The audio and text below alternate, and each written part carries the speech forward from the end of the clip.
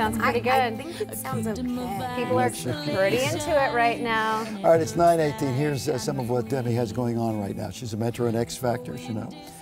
She's got a new book. It's about to debut at #1 on the New York Times bestseller list for advice books. She's going out on tour next year. I was looking at your schedule. I'm tired. It's crazy. I was just looking at it. I'm already tired. She sings a song in the new hit movie Frozen and her latest single called Neon Lights. This is it. You're all I see in all these places. You're all I see in all these faces. So let's pretend we're running out of time. Baby, when they look up at the sky, we'll be shooting stars just passing by. You'll be coming home with me tonight. Yeah. You directed that video. I co-directed it. That's amazing. Demi Lovato. Yeah, I did it once before. I work with this director named Ryan Pelota, and he's just so awesome to work with. We work really, really well together. So, yeah, we did that video together. First of all, hi. Hi. How are you? You have so much going on right now. You've got this great energy. Oh, thanks. Hey, How did you have time to make some music? That actually we squeezed in when last year when I was doing X Factor, like this time of year last year, I was making my album, and then I finished that up and picked it right back up after the holidays last year. So I finished that in time. You know, you live this level of life, things exploding everywhere, and entourages and fans and all of that, and yet I got to give you a lot of credit. You're taking responsibility. It's interesting what you're doing. You're saying, you know what, I'm a role model. I've been through it all. I've made the mistakes. I know what this is like. I know what the eating disorders and drug problems, etc. And instead of saying, hey, I'm young, let me just be. I'm a performer, I'm not a role model. Yeah. I totally used to do that. I totally used to play that line like, it's you easier. know, I got a job as an actress on Disney Channel. Like, it's not my fault I'm a role model now. And why were you saying that? Well, it was just more out of convincing myself that what I was doing wasn't wrong, even though I knew that the things that I was doing was upsetting my parents. Right. You know, for me, I went through this period of time where I didn't care. I worked so hard that I got exhausted, and it was kind of like I made up all these excuses for myself to party just as hard as I worked, or, you know, self-medicate or whatever it was, you know. And now I realize that I'm in a very influential position where my actions can affect younger people of today. Yeah. Well, all of that on top of being a kid. Right. Well, yeah, I was. You're so young when all of this happened. Yeah, you know, success for a kid is difficult under any circumstances. Totally. Suddenly the world changes, and adults who would pay no attention to you before are now catering to you. It's an odd thing. I had way too many yes people in my life, and the no people that I had, I shut them out, like my parents. God bless them. Yes. But I put them through hell because I basically, you know,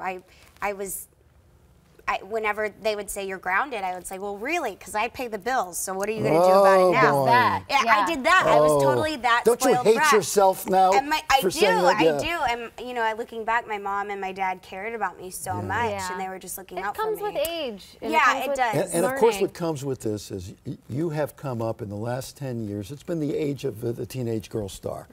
And you see what happens with so many of them have gone through so much hell. You have too. But then you have friends out there who, to many of us, seem to be going through that kind of hell and not dealing with it. Do you feel like you have to do something to intercede in any way?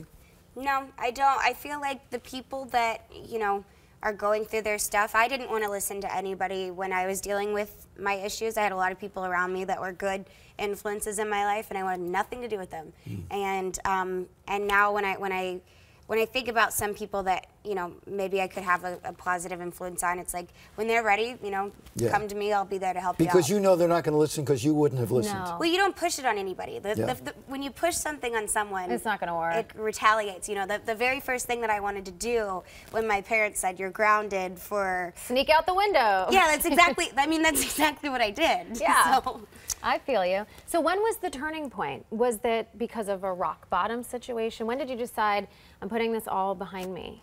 I hit a few rock bottoms, and the first one I believe was I was in South America on a tour with the Jonas Brothers, and I ended up hitting a girl in the face who was one of my friends, and she was a backup dancer of mine, and I went to rehab right afterwards, and that was like the turning point in my life where I was like, wow, you really got to take care of yourself. And then I hit some rock bottoms after that personally.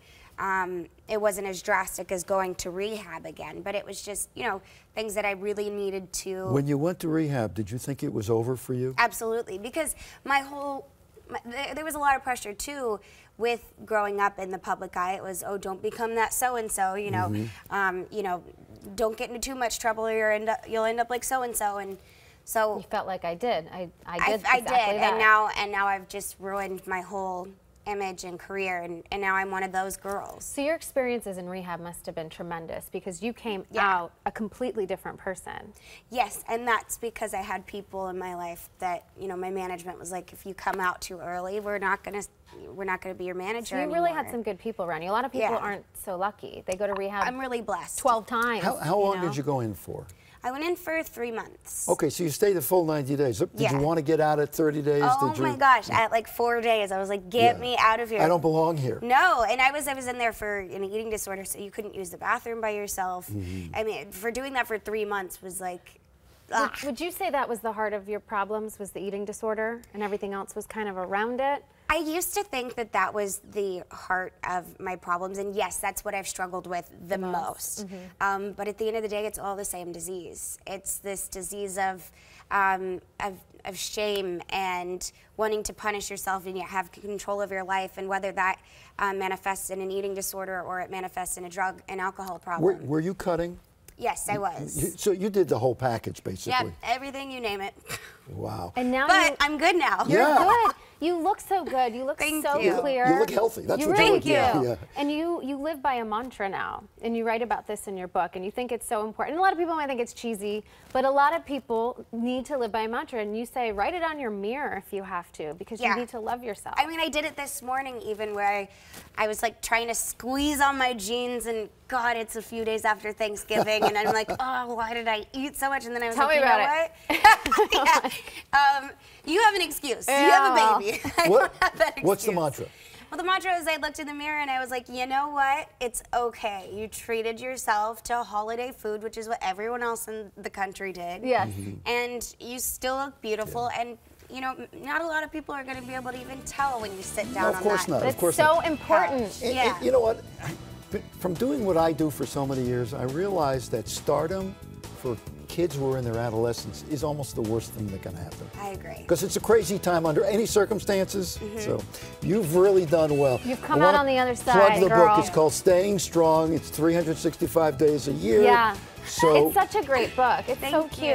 you. and we both are very impressed with the fact that you choose to be a role model and say, here I am, warts and all, I'm here to help, right? Yeah, thank you. I good don't for have warts, but yeah, thank you. Well, not But literal if you warts. did, you would love them. Yeah, if I did, I totally would. Thank you, you so Demi. much. X Factor airs Wednesday and Thank Thursday you, nights yeah. on Fox. Come back anytime. I will. I'll be here tomorrow. Okay. I'd like that. We would love that. Yeah. Once you start touring, we'll never see you again. I looked at the know. schedule. It's so yeah. Well, crazy. you guys can come and visit. Yeah. I love babies. You love babies? I love okay. babies. I'll have one in tow When we come back, from now on. the issue of trust. Why you don't trust many people. When we're Don't back. make this about me. We will.